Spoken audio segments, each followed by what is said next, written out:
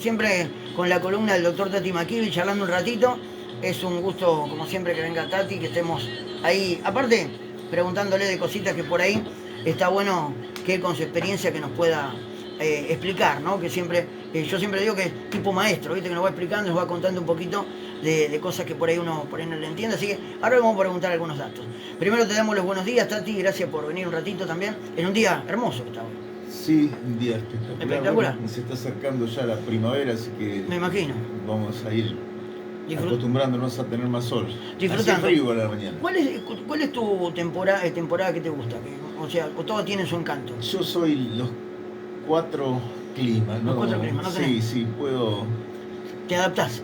Sí, hay cosas que me gusta de cada una de las estaciones.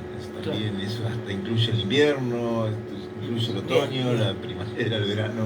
Nos vamos a adaptar. Me llevo bien con la vida y soy agradecido de que la podamos ver, sentir y disfrutar en la medida que se pueda. Que se pueda, totalmente, sí, totalmente, el día a día. Bueno, Tati, primero, ayer tuvimos, si querés, arrancamos por la parte, digamos, a nivel nacional, que bueno, primero, ayer el Javier Milei, bueno, que en un discurso de 15 minutos, creo que no duró más, en este caso, en un momento difícil, después de haber perdido en la provincia por 14 puntos, bueno, se viene hablando estas últimas semanas muy complicado el tema del gobierno nacional, sí. Y bueno, por ahí que nos contés un poquito tu visión de esto que está pasando y por ahí, principalmente de este momento también con el discurso, en la cual, entre otras cosas, dijo lo peor ya pasó. Contanos, si querés, un poquito de lo que vos estás viendo. Cuando uno escucha hablar a un presidente, una persona así importante, lo primero que uno tiene que tratar de ver es a quién está dirigiendo el mensaje. Claro. ¿No es cierto?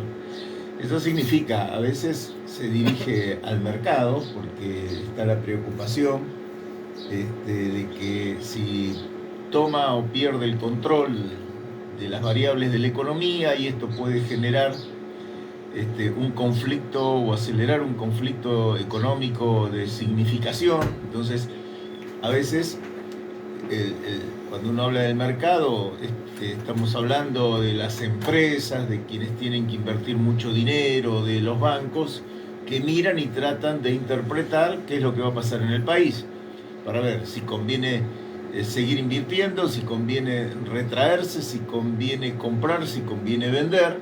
Claro. Ese mundo tan especial, tan lejano para todos nosotros, observa con atención no solo el discurso, sino ve cuál es el contexto para una toma de decisiones, ¿no es cierto?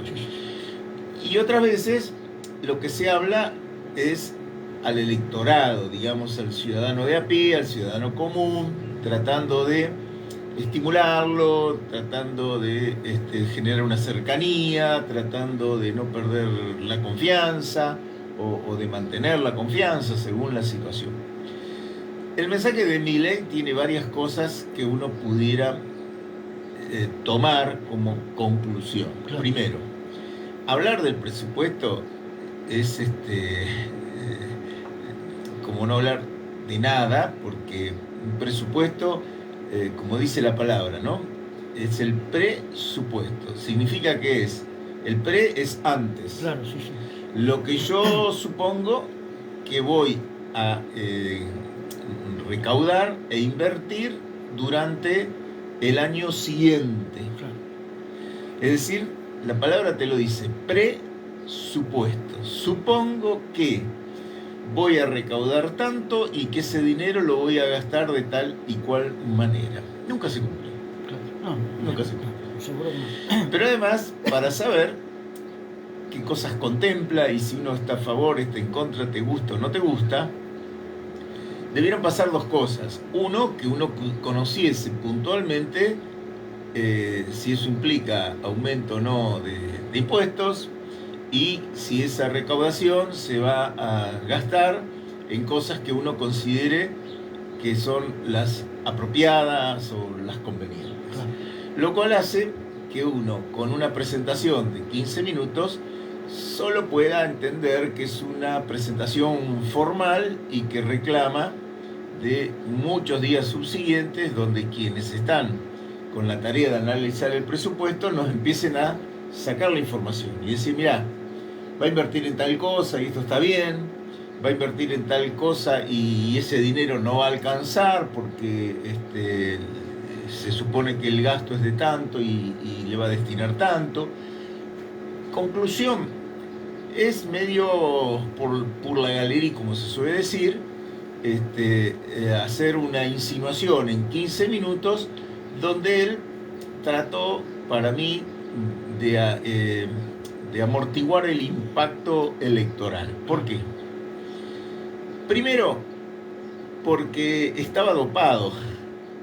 Un loco como él, ayer hablaba, trataba pausado, yo digo hasta con la lengua trabada, hablaba despacio, así que le habían dado para tomar algo seguro, para tenerlo tranquilo. Tranquilo, claro. Primera cuestión. Segunda cuestión, no puteó, no hizo agravios que hasta muchos disfrutaban de esos agravios o justificaban de esos agravios. Claro. Ni siquiera terminó gritando como normalmente hace Viva la Libertad carajo. Digamos, la piña se siente que la comió, ¿no es cierto? Y yo creo que está groggy.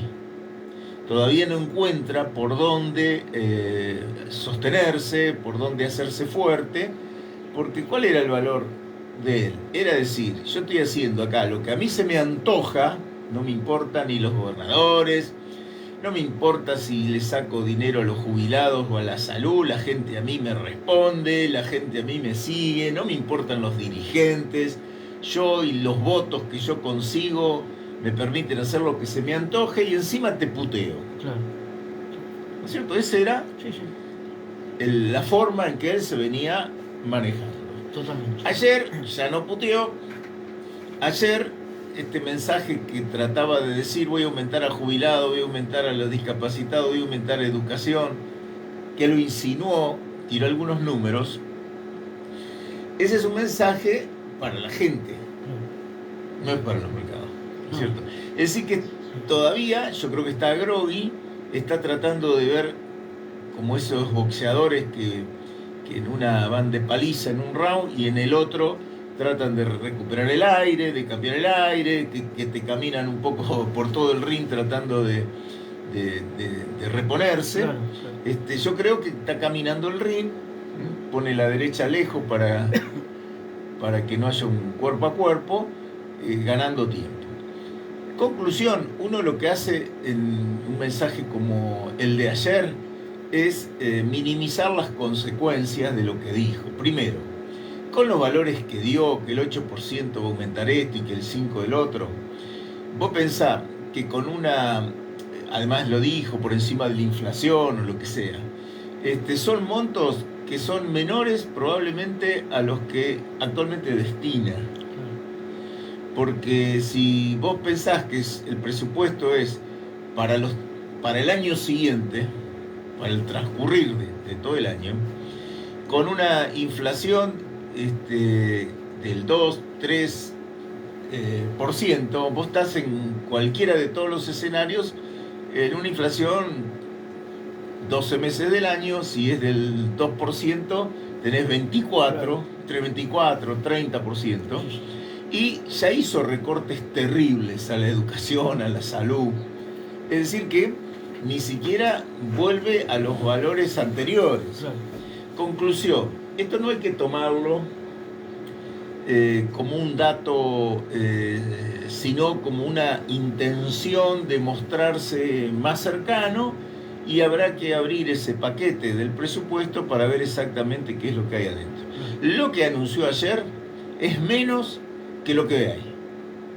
Así que desde ese punto de vista no esperemos novedades.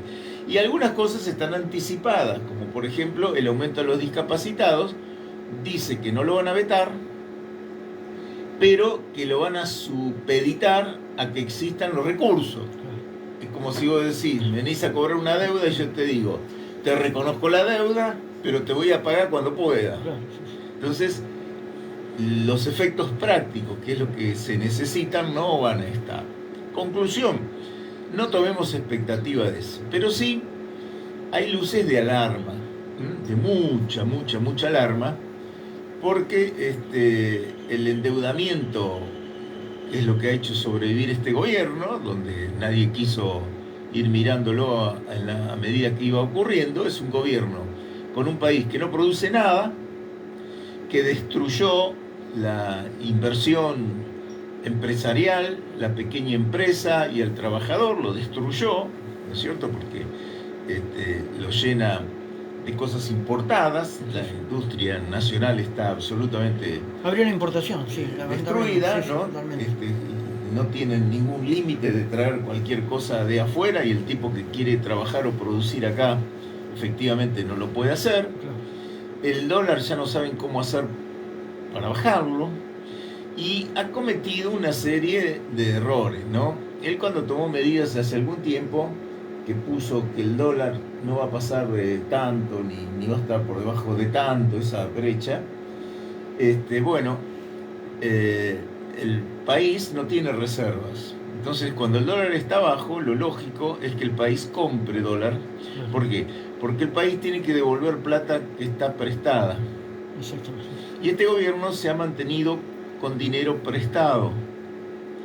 Y esto no nos entra en la cabeza porque es algo como que no lo vemos. Un país que no produce, sí, no producimos nada. Nada, es increíble. No producimos nada y subsistimos es por crédito. Y esto es como un vecino que deja de trabajar él, la señora y los hijos, vende el auto, ¿no es cierto?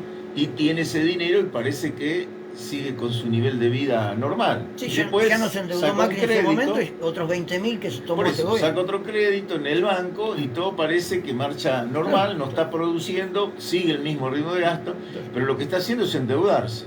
Esto es lo que hizo este gobierno. ¿Qué correspondería hacer? Cuando vos tenés nivel de endeudamiento y no tenés reserva, decimos, no tenés guita ahorrada, cuando el dólar está bajo, vos tenés que ir comprando dólar para que en el momento de devolverlo tener los dólares. Claro. Pero el presidente se jactaba de que cuando decíamos el dólar está bajo, él decía, no, podría estar 600 pesos el dólar. Recuérdenlo, Sí. 600 pesos. Así que podría bajar mucho más. Sí. Y no compró. Claro. Ahora está 1.500 y no sé cuánto más irá a subir. Sí. Entonces hoy no puede ir a comprar. Digamos, con lo que en su momento compraba $1, ahora necesita 3 veces más.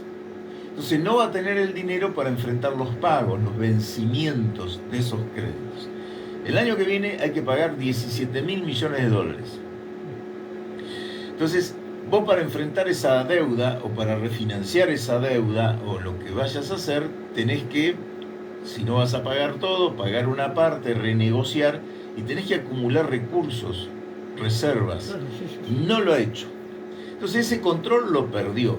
El ministro de Economía, que de chistoso no tiene nada, pero recordamos, decía, si el dólar crees que está barato, comprá, campeón.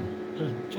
¿Cierto? Bueno, el campeón está comprando. Sí, o el flota, ¿no? Bueno, todas esas ridiculeces de un gobierno que no tiene plan, que va a las cachetadas para adelante, destruyéndolo todo, y además diciéndolo, vamos a destruir el Estado, lo vamos a comer de adentro. Entonces vos ves que esa destrucción del Estado desmanteló los organismos de control de medicamentos y han muerto más de 100 personas porque el ANMAT, que es el organismo que tiene que controlar los medicamentos, no controla.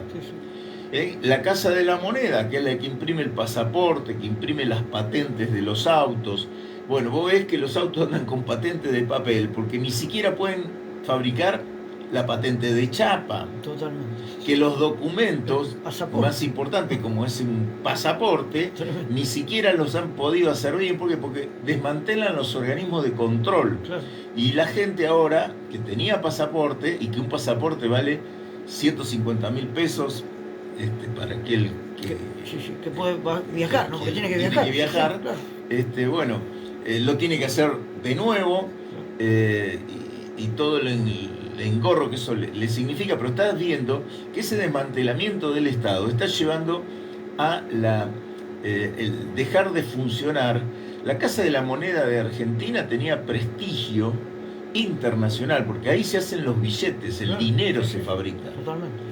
¿No es cierto? Entonces tiene una serie de técnicas se hace el documento, se hace el pasaporte, se hacen las patentes de los vehículos. Bueno, ellos desmantelan y cosas que tocan la destruyen. Están destruyendo el Estado. Yo creo que este gobierno está groggy, que se vuelve a comer la piña de octubre, que dice, no, ahora vamos a recuperarnos, se van a comer otra piña, van a volver a perder. Creo que va a explotar el ministro de Economía, es un tipo que ya se perdió la confianza, que hay que hacerlo volar para que no tenga que volar el presidente. Digamos, ya no tenés confianza, no crees que este tipo te saca adelante, ya eso está quebrado. Esa confianza no la recupera, no la va a recuperar. Entonces hay que pensar muy seriamente en cómo estos 2 años que le quedan a este gobierno, comiéndose una nueva derrota como se la van a comer aquí en octubre, y no por virtud de la oposición, ¿no? Que no me gusta que la oposición saque pecho y se sienta que ganamos. La verdad, perdió el gobierno, no es que ganó la oposición, ¿no? Es una nueva defraudación que tiene la gente que hizo que el votante que votó a Milei no fuera a votar. Entonces, ojo, porque cualquiera que tenga que asumir va a encontrar un país peor todavía. Peor, desmantelado, roto, desmoralizado, la gente harta, podrida de los fracasos. Entonces cada vez tenés menos tiempo para hacer cosas y cada vez te van a exigir cosas más gravosas porque es mayor el endeudamiento, es mayor la crisis, es mayor el desmantelamiento. Así que quien se tenga que hacer cargo en el futuro, va a tener enormes dificultades y casi nada de paciencia o nada de paciencia en la gente que pasa de fracaso en fracaso, ¿no? Este tipo es un mamarracho, es un tipo, un psicópata, yo creo que está mal de la cabeza y está rodeado de impresentables, ¿no? Que como la mayoría de la gente no conoce individualmente, por ahí esta categoría le parece que es un agravio gratuito. Está lleno de sinvergüenzas, haciendo los negocios de arrebato que se hacen en estas circunstancias, ¿no? Porque a los bancos le va bárbaro, cada préstamo de esto tiene comisiones de millones y millones de dólares para 50 generaciones más que se salvan. Trabajan con los bancos que están vinculados a ellos, todo el equipo económico está vinculado a la banca Morgan, que es la que hace los préstamos de dinero, siguen haciendo negocios. Milei, la hermana, el ministro de Economía, todo el staff del poder, todos pertenecen a las mismas bandas financieras, por eso que el mundo financiero, que es un mundo no productivo. Vos no tenés un solo funcionario del gobierno que uno lo pueda vincular con una trayectoria productiva, que sepa lo que es laburar, que sepa lo que es mantener una fábrica, llevar adelante un emprendimiento, todo ese esfuerzo que supone convertirse en un industrial. Estos son del mundo de los bancos, de las finanzas, de los que viven del préstamo de la plata. Entonces, esto yo lo vengo diciendo hace mucho tiempo. La gente obviamente se respaldó, creyó, ahora cree menos, se va a comer otra torta y la película es vieja. Dijo pavadas, como sigue diciendo siempre. Lo que pasa es que la hizo más seria y juzgamos las actitudes. No puteó, ¿qué? ¿Porque aprendió? ¿Porque ahora piensa distinto? No, porque está desesperado y no le encuentra el agujero al mate. No, este es un gobierno que está acabado. Tiene que llegar, tiene que transcurrir el tiempo necesario para que el país no desbarranque, pero ya perdió la confianza, ya se quebró esa confianza. Y se va a empezar a notar que también se quebró afuera esa confianza, ¿no? Él andaba de gira por el mundo, no sabía ni lo que pasaba en el conurbano, ni en Tucumán, ni en cualquier situación de nuestro país, pero él andaba tilingueando. Hace unos días iba a ver a la novia de Estados Unidos porque daba un espectáculo. A Fátima, sí. Claro, ¿viste? Estaba en esa estupidez, o nos olvidamos. No, sí, estaba en esa totalmente. estupidez. Suspendió a Las Vegas, sí, lo suspendió porque se dio cuenta que no, se tenía que. No, ni hablar. Pero igualmente los medios, Tati, los medios internacionales, es tremendo cómo le están pegando a Argentina, principalmente por, bueno, lo que salió de la hermana, bueno, y todo este gran desbarajuste que tiene. Porque son una manga de mafiosos. Lo que pasa es que uno lo dice, está lejos. Claro. Y la gente puede dudar, son una banda de sinvergüenzas. Son una banda de sinvergüenzas. Le contamos, si querés, a la audiencia, Tati, de paso, que en Córdoba, inclusive, que había ganado por el 72%, ya le dan 10 abajo. Con el más importante es que Areti en este momento, estamos mirando un poquito de encuestas, el gobierno de Yarlora, que en algún momento dio el aumento de la jubilación, también para los jubilados provinciales de Córdoba, duplicó también en este caso el valor. Allá un jubilado en Córdoba cobra 700.000 pesos, o sea, cambió un poquito la estructura, pero bueno, en Córdoba ya no ganaría, y Córdoba, Santa Fe son provincias importantes, ¿no? Acá lo que hay que preocuparse, porque está lo electoral, que bueno, todo el mundo quiere ganar, es lógico, pero hay que preocuparse por las cuestiones de fondo, porque tampoco la oposición está armada de manera tal que pueda ser depositaria de la confianza de la gente, porque venimos de frustración en frustración. Totalmente, sí. Entonces, sepamos que estamos en situaciones límites. Nuestro país, con todo el potencial, está en el fondo de la olla. ¿Y crees, te pregunto, Tati, a vos, porque seguramente tenés contactos y todo, ¿crees que en algún momento tiene que haber un acuerdo político para que en algún momento 4 o 5 puntos esenciales de este país, como educación, como jubilaciones, como, bueno, salud, cultura, en algún momento podamos parar la pelota y acordar en algún momento? No hay manera, en mi opinión, de salir si no es con un acuerdo político. Primero por el desprestigio de la dirigencia. Claro, porque vos agarrás un partido político de 10 tipos, tenés 9 desprestigiados, claro, no te sobran jugadores. Claro, y del otro, agarré el otro partido y de 10 tenés 8 desprestigiados, y jugando la gata parida, a ver quién hace explotar al otro, quién lo hace saltar. Se ha roto la ideología, se han roto los principios, se han roto las lealtades.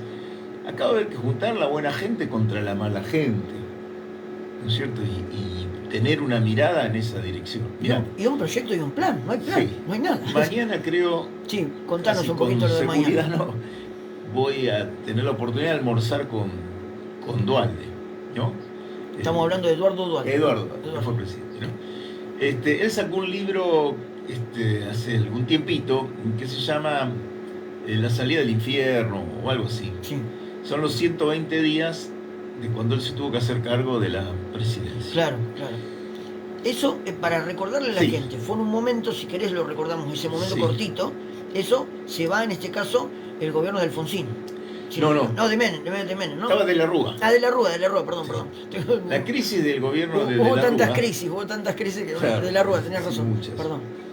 De la Rúa gana con el frepaso. Claro. Y era de la Rúa presidente y Chacho Álvarez vicepresidente. Chacho Álvarez, vicepresidente, cobarde, renuncia a la vicepresidencia con el escándalo de que habían pagado el gobierno de la Rúa. Claro.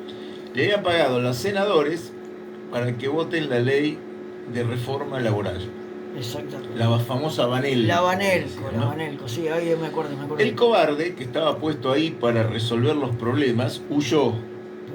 Afortunadamente nunca volvió a abrir la boca, aunque ha tenido la suerte de que algunos lo han puesto en cargos importantes cobrando en dólares. Y desapareció del mapa, nunca más, ¿viste? Sí, nunca más escuchó Chacho Álvarez. Pero estaba en Uruguay cobrando en dólares con esos cargos que la gente no sabe que existe. Pero bueno, el cobarde huyó y empieza a desbarrancarse el gobierno de la Rúa. Claro.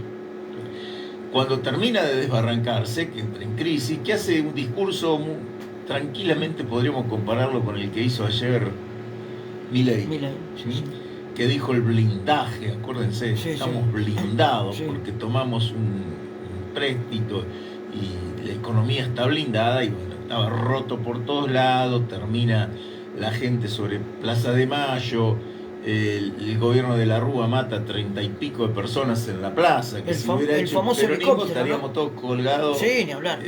Y desprestigiados. El famoso helicóptero.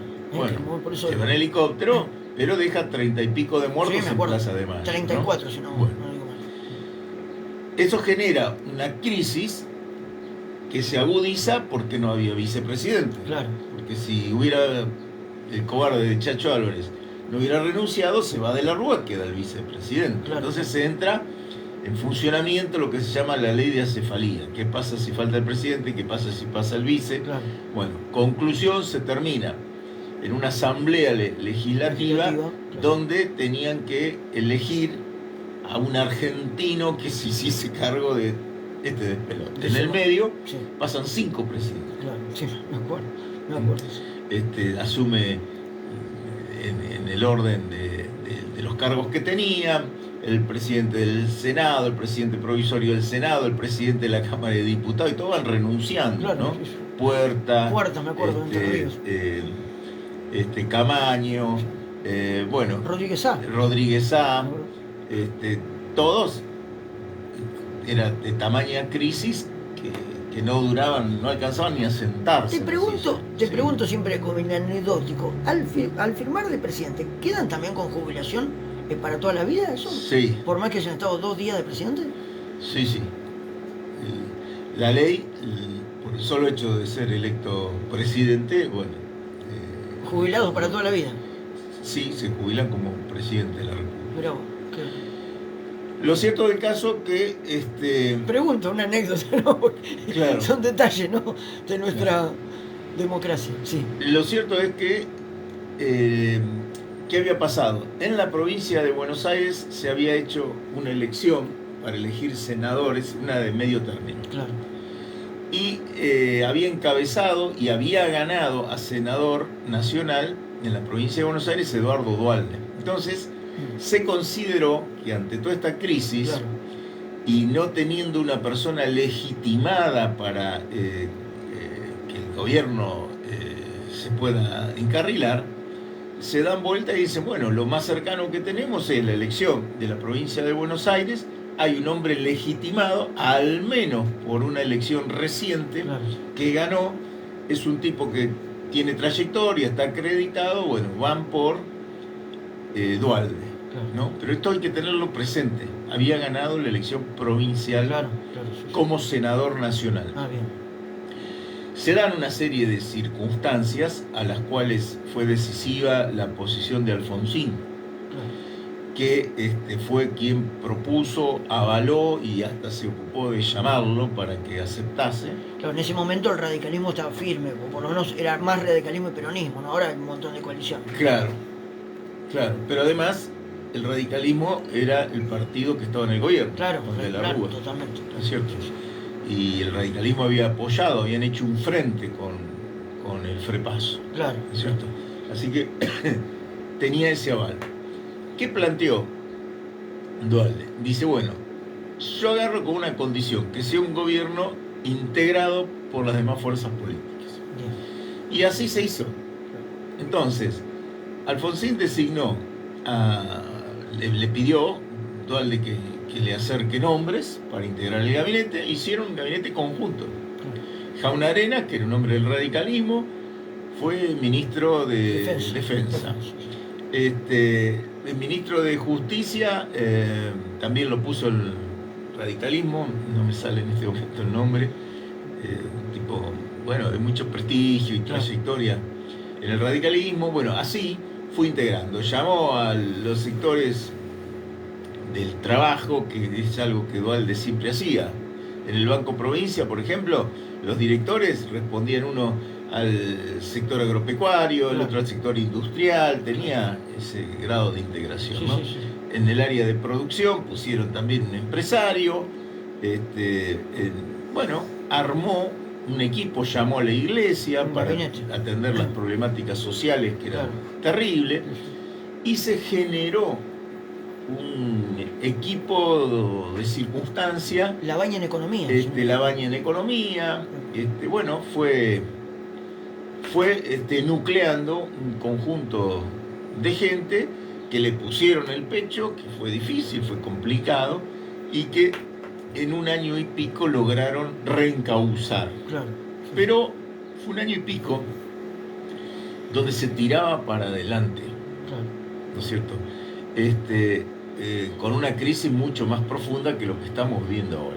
Pero fue, y digo, es un ejemplo de una salida de coalición. Claro. Inclusive el corralito, acordate también, que fue Sí, tremendo, ¿no? tenía, claro, también la gente rompía los bancos. Estaba Cavallo, y que recuerden que la gente por semana, Cavallo había dicho, por ejemplo, la plata de hoy, no sé, 200.000 pesos por semana podía sacar la gente, ¿no? Sí. Todo es un tema delicadísimo. No, pero además cobrabas el sueldo y corrías al supermercado, era una locura. Sí, tremendo, Sí. tremendo. Era una locura, Sí, ¿no? Algo que ni le pone mucho valor a la figura de Duhalde, que no es una figura popular, ni es una figura muy instalada, que para mí cumplió un rol decisivo. Fue gobernador de la provincia, para la gente Sí, que no claro. conoce, ¿no? Pero fue para mí decisivo. No había otra persona que pudiera intentar lo que él intentó y, Claro. y que lo sacase adelante, y que además dijera, yo hago esto y me corro. Cualquiera hubiera hecho eso y se hubiera quedado. Totalmente. Él llamó elecciones, Sí, sí. ¿no es cierto? Cuando la gran mayoría le pedía que continuase. Claro, Pero ¿a esto qué me refiero? Esa era una experiencia de coalición. claro.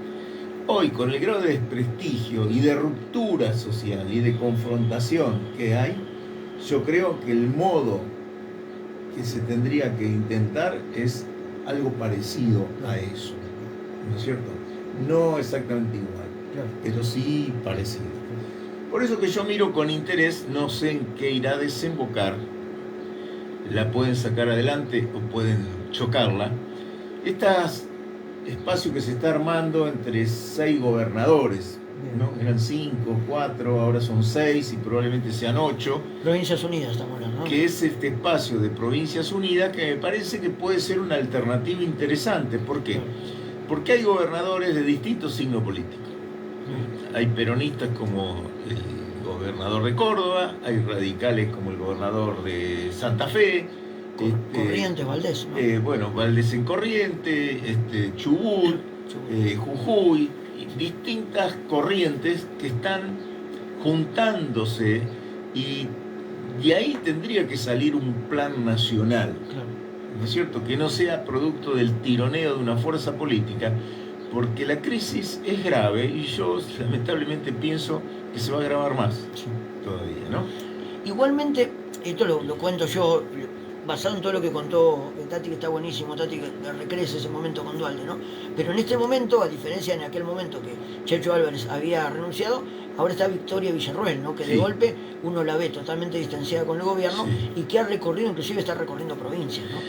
Bueno, pero lo que hay es una crisis de intolerancia, Claro. Porque no es que, a ver, primero todos tenemos que trabajar para que la institucionalidad se preserve, y acá que no se nos ocurra ni se nos cruce por la cabeza nada que no sea que cada quien cumpla su mandato. Claro, claro.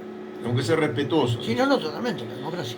Pero lo que digo es, el grado de conflicto que este tipo, con esa perversidad que tiene, ha generado, con esa intolerancia que ha generado, está roto adentro y está roto afuera. Claro. Está roto adentro porque ni siquiera puede tirar junto con quien él eligió como vicepresidente. Como vicepresidente, sí. Sí, aparte la han criticado. Con el partido que era aliado y que lo hizo ganar, que es el PRO, que si no, no hubiera ganado, ni hablemos lo que ha hecho con esa fuerza política, ¿no es cierto? Entonces, sí, con los propios están esas condiciones, y la relación con los oponentes es más que conocida, que es de la peor que puede haber existido, no dialoga con nadie, no habla con nadie, ni con su propio funcionario.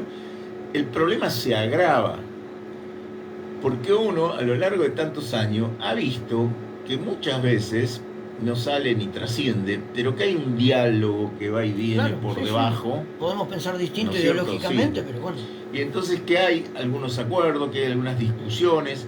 Este tipo tiene que, con lo único que no se pelea es con la almohada, porque está peleado con el mundo entero, se mira al espejo y se putea. Sí. Entonces, nadie puede ayudar. ¿Cómo ayudás? Macri lo ha querido ayudar, mirá cómo terminó, ¿no es cierto? ¿Cuántos han querido ayudar? Y te pisa la cabeza. Bueno, yo creo que el tipo gastó el crédito que tenía. y está consumiendo muy rápidamente el poco crédito que le queda. La otra vez contamos la anécdota del rey desnudo. Sí. Yo creo que el presidente está desnudo, Claro. ¿no es cierto? Y poco a poco nos vamos a ir dando cuenta Claro. que está desnudo. Lo que hay que ser es muy prudente, muy institucional, para que nadie quiera aprovechar una circunstancia de este tipo, y rápidamente tenemos que lograr que mejore la calidad de una dirigencia que es la causante de que hayamos caído en un gobierno como el de Milei, ¿no es cierto? Ese descrédito, esa falta de formación, esa gana de rapiñar, de estar en cualquier lado aunque no estés capacitado, esta ilegitimidad con la que se eligen hoy los legisladores, ¿no es cierto? ¿De dónde salen? Salen del dedo de alguien, pero carecen de legitimidad. Claro. La mayoría no tienen ni trayectoria, muchísimos no están formados, pero quieren los cargos porque sí. Se enamoran de los cargos. Bueno, eso hace que se desperdicie la fuerza política de un Estado, y vos no mires con interés ni una Cámara de Diputados, ni una Cámara de Senadores, porque los mirás y te agarras la cabeza. Es decir, estos tipos no pueden estar sentados donde están ni ocuparse de lo que se ocupan. No te sentís representado y no tienen legitimidad, no los elige nadie, ¿no es cierto?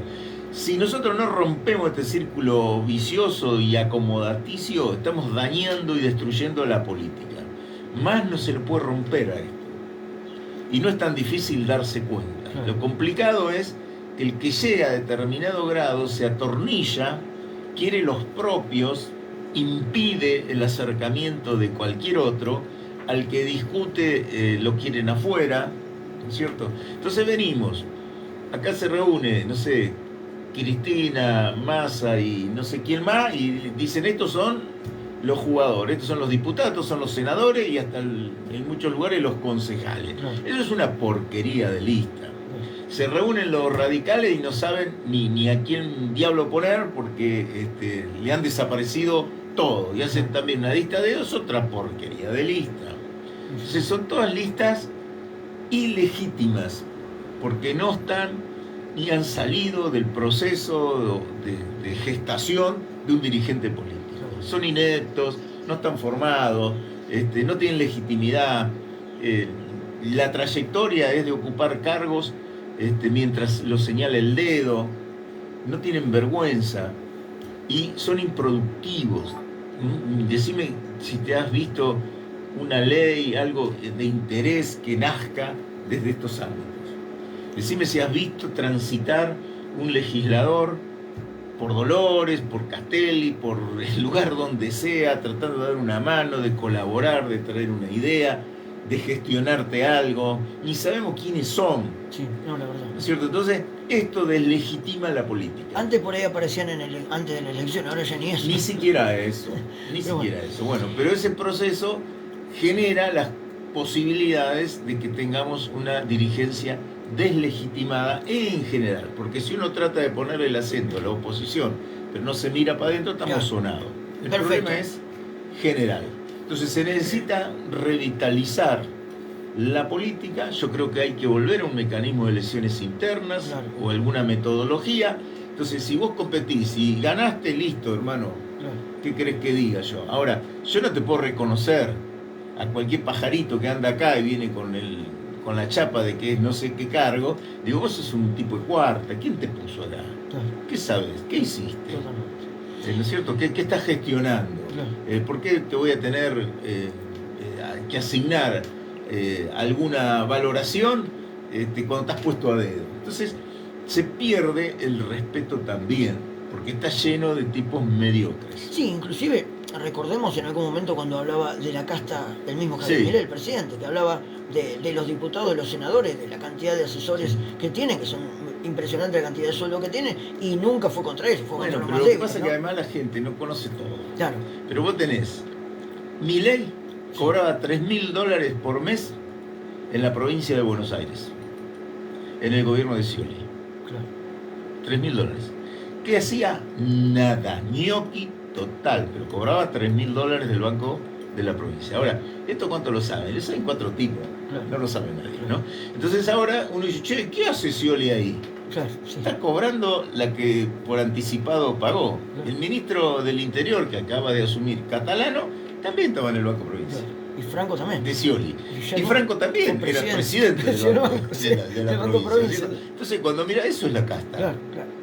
Entonces ahora llegan eso y que le devuelven a Scioli Claro. el lugar, ¿no es cierto? Che, Claro. Scioli no bancó, ahora lo bancamos nosotros, Claro. ¿no es cierto?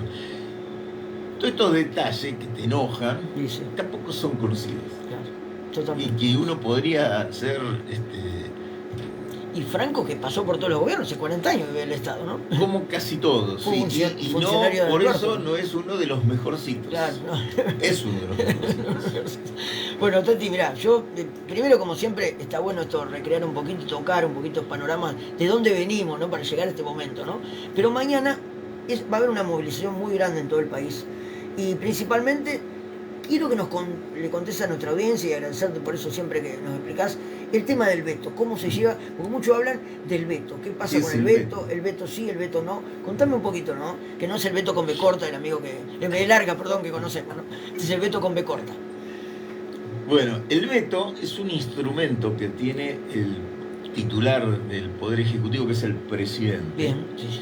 Donde una ley que sale de la legislatura, el paso para que algo sea una ley y pase a ser obligatorio, tiene que tener aprobación en diputado y aprobación en el Senado, ¿no? Vos mandás un proyecto, un Claro. diputado hace un proyecto. Sí, sí. Se trata en diputados, se aprueba. Pasa al Senado, se trata en Senado, se aprueba. Serían las dos Ya cámaras. eso que es siempre se habla. ley. Exacto. ¿Qué tiene que hacer el presidente? Cumplir esa ley. Claro. Se cumplir esa ley. Bien. Este es el método común de sanción de una ley. Claro.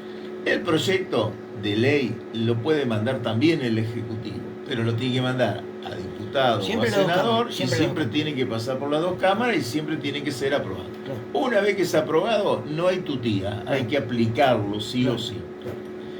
Ahora bien, ¿Cómo pasó, perdón que te corte, con sí. la ley de discapacidad? Que ya superó esa instancia, ¿no? Digamos. ya se votó y ya se es tiene ley. que cumplir. Ya es Ahora bien, el presidente de la República tiene una última facultad Bien.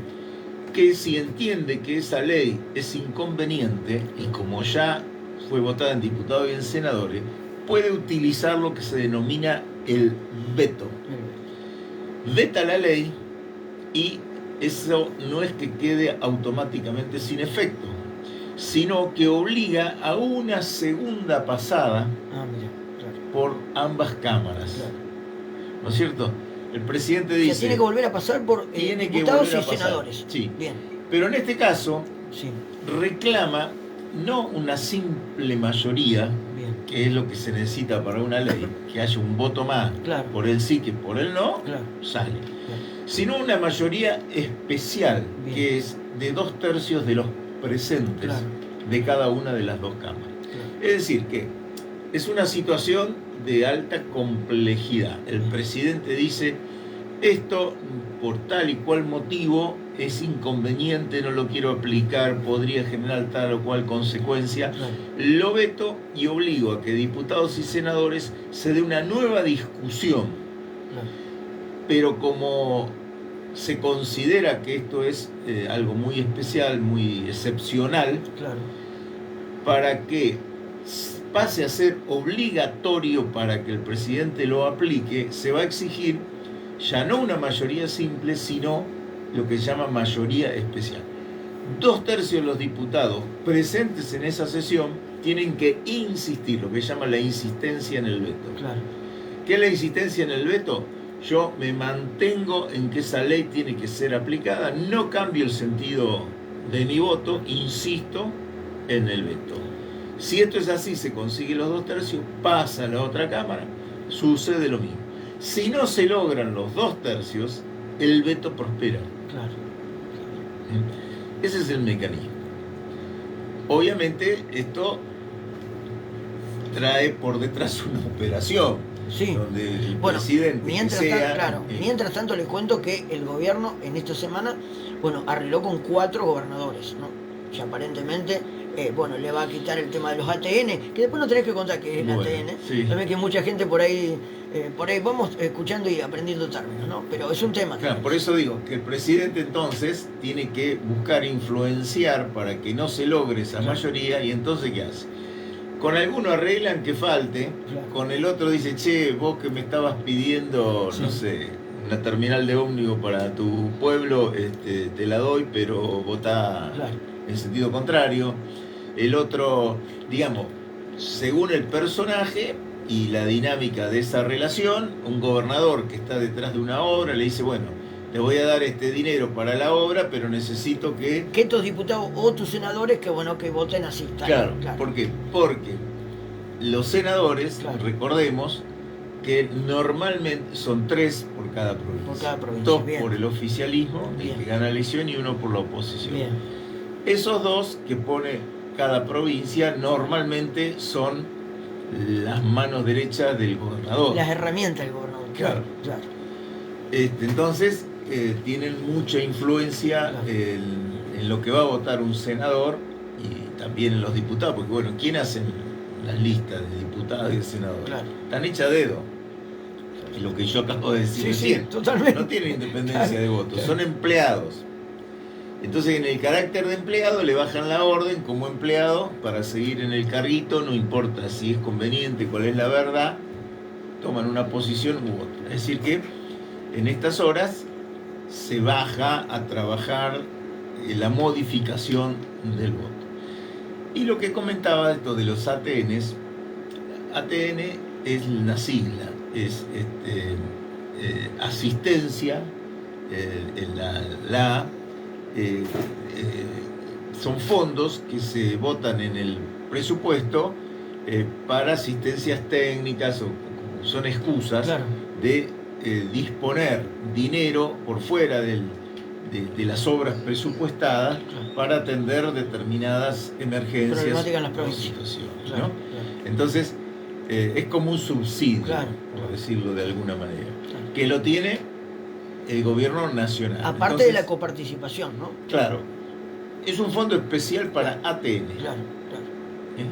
Asistencia Técnica Nacional. Creo que Entonces, vos, no sé, se supone, en el sentido teórico, que hay una inundación. Lo pasó en Bahía Blanca, por ejemplo. Claro. Esa provincia la asisten con una ATN, ¿no? Pero bueno, se utilizan generalmente para negociar cosas, no necesariamente emergencias, ni mucho menos.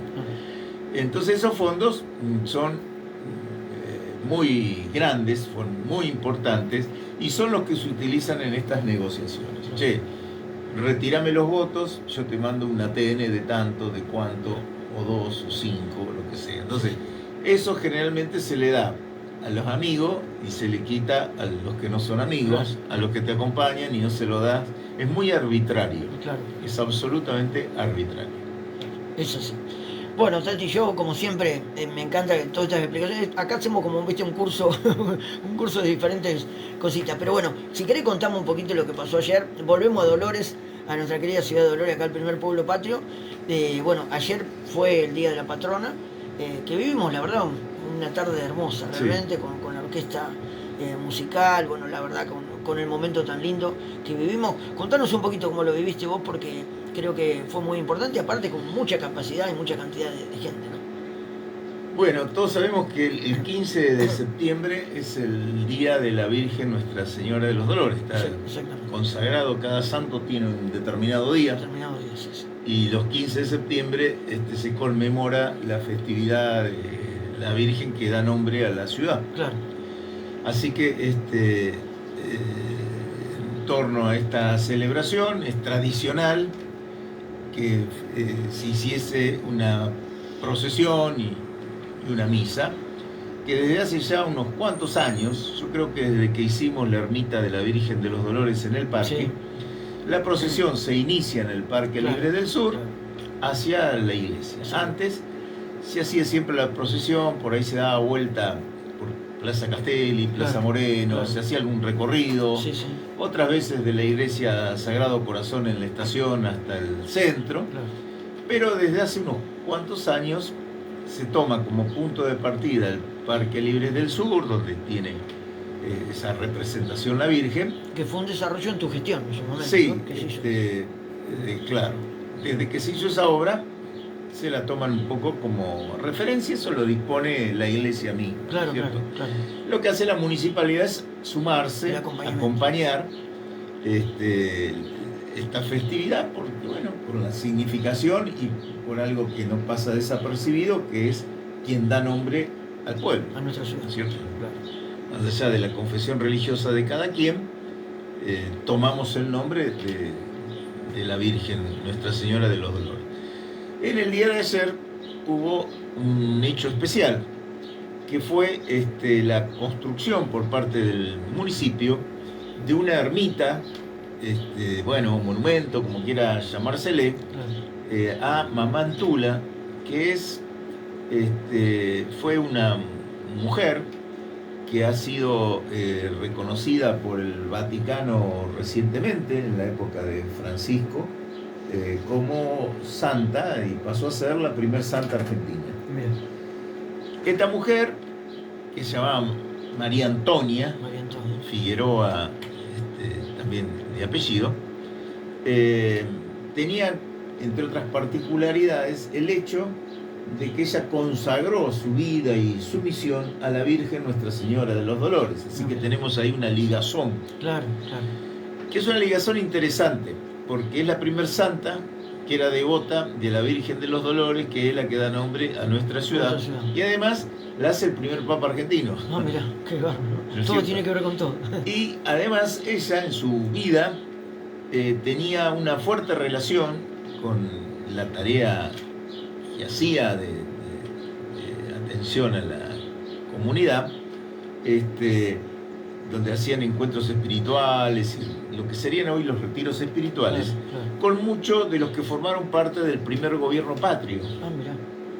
Porque su vida transcurre en esos años. En esa etapa. Claro, y como había creado en Capital Federal una misión realmente muy significativa, donde todas las personas iban a ese lugar, bueno, también atendió, convivió y asistió espiritualmente a aquellos próceres de aquel momento. Así que teníamos un relacionamiento muy fuerte, que el municipio concluye en el interés en marcar estas características, claro, de Mamá Antula, claro, construyendo allí una ermita. Hermoso, que además se hizo con una artista dolorense, que es Inés Cademartori, que ha hecho un trabajo realmente espectacular, muy bueno, y que grafica un poco, quien lo vaya a ver en los próximos días y que no lo vio en el día de ayer, es un poco el recorrido de la vida de esta mujer que, claro, como decíamos, fue devota de la Virgen Nuestra Señora de los Dolores, ¿no? Una mujer que nació en el año 1730, hace mucho, ¿no es cierto? Y pensemos que en aquel tiempo la mujer ocupaba un lugar más que secundario, claro, ¿no es cierto? No sabían leer, claro, no se acostumbraba a que la mujer pudiese aprender a leer, estaba marginada socialmente de lugares de relevancia. Totalmente. Y sin embargo ella no solo que aprendió a leer, aprendió a escribir, sino que fue una revolucionaria en todo el sentido de la palabra, ¿no? Dedicó su vida a la solidaridad con el desposeído, claro, y siendo de una familia muy pudiente económicamente, porque su padre era una persona de mucho dinero, ella abandona absolutamente todo y se va a vivir a un beatario, se llama, que no son monjas, es una categoría en ese camino, que consagran la vida a la caridad y a la asistencia espiritual. Beatario. Beatario, sí. Entonces, en aquella época, el destino de la mujer era o casarse o ser monja, había pocas alternativas. Claro, no tenía ¿no? mucho para elegir. Bueno, ella toma un camino, fíjate qué personalidad, porque no decide ser monja. Claro. Ella hace votos de castidad y hace votos de pobreza. Pero no se adscribe a ninguna orden religiosa. Claro. Era autónoma, Sí, esta sí. mina era de armas tomar. Mucha personalidad. Mucha personalidad, porque además lo hace a los 15 años. Ah, mira. Y colabora con la misión de los jesuitas, que trabajaban muy cerca de ese tipo de necesidades, Claro. organizaban a los indios, a los aborígenes, a los negros, que el número muy significativo se traían como esclavos desde el África. Claro. Y ella consagra su vida a la atención de todas estas problemáticas. Tiempo después es prohibida la orden de los jesuitas por el rey de España y los rajan a todos. A la orden jesuítica la desintegra el rey de España por otros conflictos, les expropia todos los bienes y ella, con un acto de rebeldía, continúa la misma misión, siendo mujer, Sí, sí, sí. no siendo jesuita, Claro. y estando prohibida hacer lo que ella hacía, desafía a todo el mundo y se dedica a continuar esa misión. Claro. Lo hace fundamentalmente en Santiago del Estero. Ella era nacida en un pueblo Silípica, se llama, cerquita de Santiago del Estero. Por eso es tan fuerte la devoción en Santiago del Estero de la santa. Y bueno, anda por el norte de nuestro país hasta el Perú y en determinado momento se viene para Buenos Aires, camina 700 kilómetros caminando con un grupo de mujeres Ah, mira. que la seguían. Por eso digo que en tiempos de la lucha actual de la mujer por la equiparación de derechos y demás, Era revolucionario en serio. claro, acá hay un precedente muy significativo. Claro. Bueno, se instala en Buenos Aires, desafía el poder del virrey, desafía a los obispos, a todos, porque era indoblegable en darle continuidad a la misión que ella había adoptado, y consagra ahí la Casa de Caridad, que todavía existe en Buenos Aires. Cumple esa misión hasta el tiempo de su muerte, ¿no? Está rodeada de una serie de acontecimientos que fueron tenidos en cuenta para reconocerla. Viste que para ser reconocido como santo hay algo muy parecido a un juicio, Claro. Donde se evalúan los testimonios y las pruebas, donde haya habido algún tipo de acontecimiento que permita concluir que esa persona tenía algún poder, alguna cuestión para merecer ese rango. Si bien Claro. esto se empieza ya por el año 1905, un mirá. tiempo muy temprano, Sí, por un acuerdo de todos los obispos argentinos. mirá. Recién se concluye, porque lo retoma Francisco cuando era obispo de Buenos Aires, todavía no papa, Claro. retoma que ese juicio se le dé continuidad, porque él creía en la santidad de esta mujer. Y bueno, el destino hace que, siendo Papa Francisco, le toca a él proclamarla de esta manera, y así ha sido reconocida, ¿no es cierto?, como la primer santa argentina. Esa ligazón con Dolores y esta idea que tiene el intendente de trabajar todos los temas vinculados a la identidad de los dolorenses, Que lo dijo parecía, ayer en su exposición, claro, lo dijo, ¿no? La verdad que sí. habló de eso. potenciar todo Bien. aquello que tenga un vínculo con nuestra ciudad, con el nombre de esta ciudad, que le dé realce, que le dé conocimiento a la ciudad. Es que se toma la decisión de organizar esto, que es uno de los primeros monumentos que hay en la Argentina, ¿no? Hay muchos Claro. monumentos a Mamá Antula, ¿no? Antula es el nombre que los quichuas le dicen a las que llamaban Antonia. Ah, mira, Antula. Claro, esa era Antonia, María Antonia Antula, en el lenguaje de aquellos a quienes ella le dedicó su hija. María Antonia Figueroa se llamaba. Sí, Mirá. sí. Su padre era un encomendero, era un personaje, el encomendero, que tenía esclavos, esas famosas encomiendas de la época de la colonia, bueno, que se compraban y se vendían para la realización de las distintas tareas, fundamentalmente en el campo, plantar el algodón, la caña de azúcar, sembrar. O sea, tenía un grupo de trabajo, encomendar, lo encomendaban a claro, hacer determinado trabajo. Obviamente tenías que ser designado por el rey, sí, no, que tener esa facultad. Claro. Eran personajes que bueno, tenían socialmente un lugar significativo en la comunidad. Claro. Y el comercio de los esclavos, porque tenemos que pensar que en aquella época se consideraba que el indio no era y el negro, claro, no era un ser humano completo. Claro. Se entendía que no tenían alma. Bueno. Entonces era como un eslabón inferior, claro, al del ser humano, claro, a punto tal de que los jesuitas inclusive tenían esclavos. Pero los mismos jesuitas. Los mismos jesuitas tenían esclavos.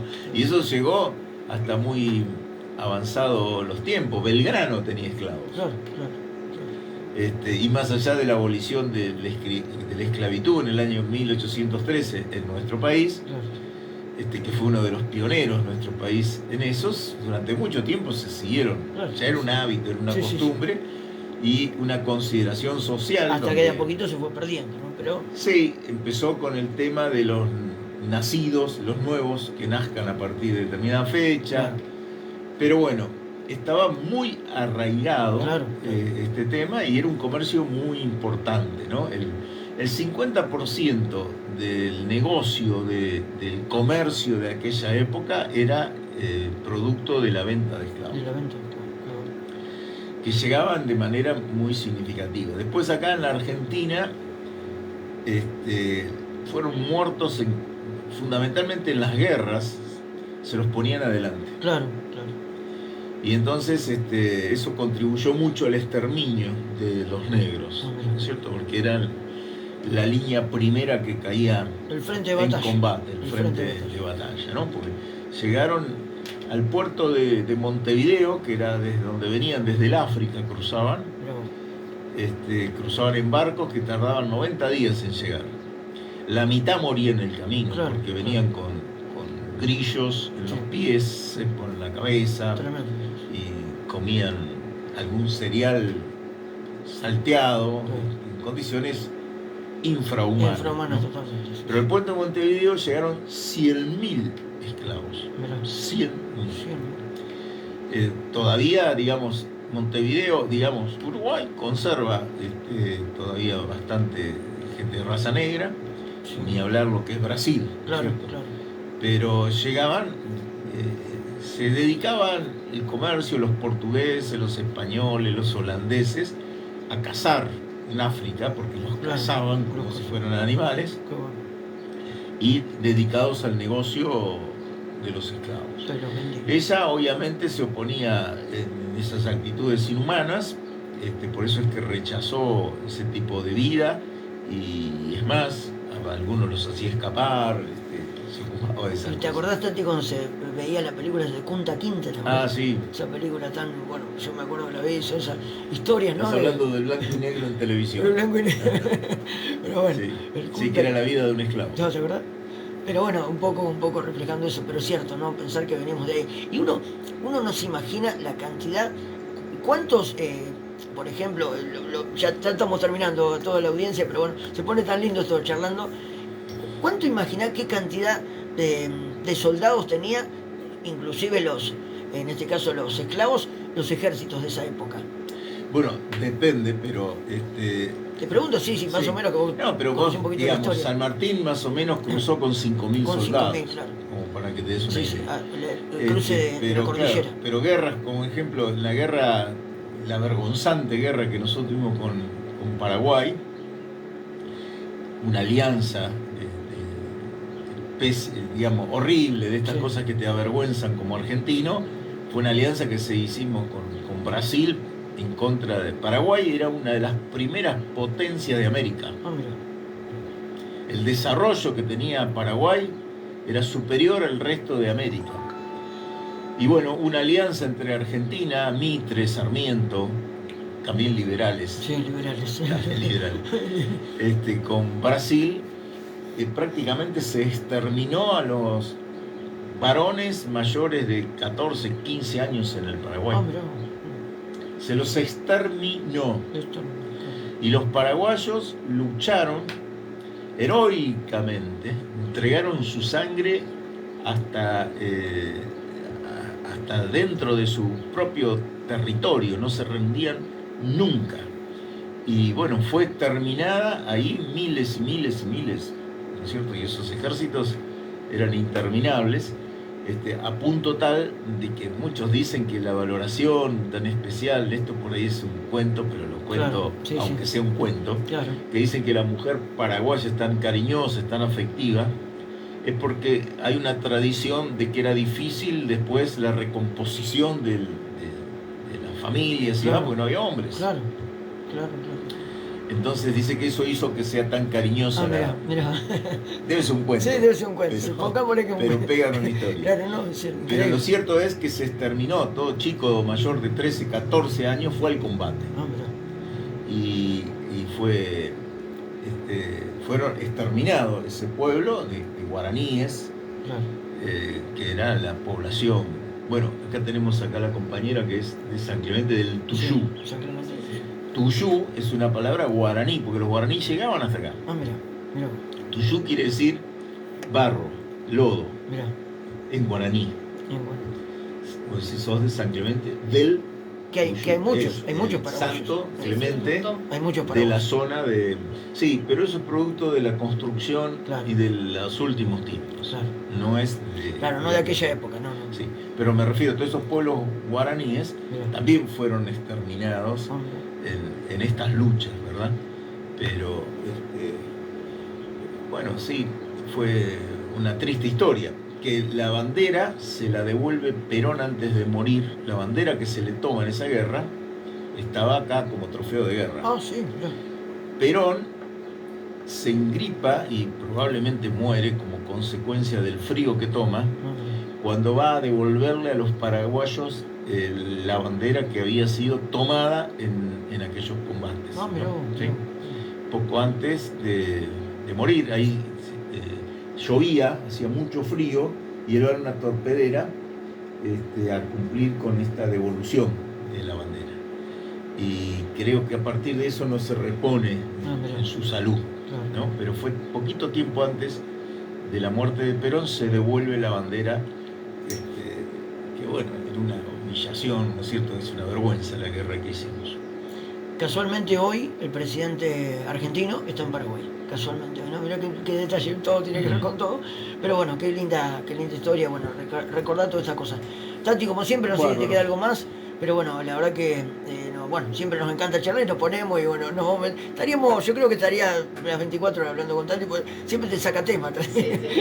Gracias, Tati, por este momento y nos vamos a estar encontrando, si Dios quiere, si se puede, el martes o el miércoles. Muchas gracias. Ahí está el doctor Tati Makivi, aquí acompañándonos un ratito en la radio. 14 minutitos, amigos. Vamos con un poquito de música, dale un poquito de música y ya arrancamos. Dale. Bárbaro.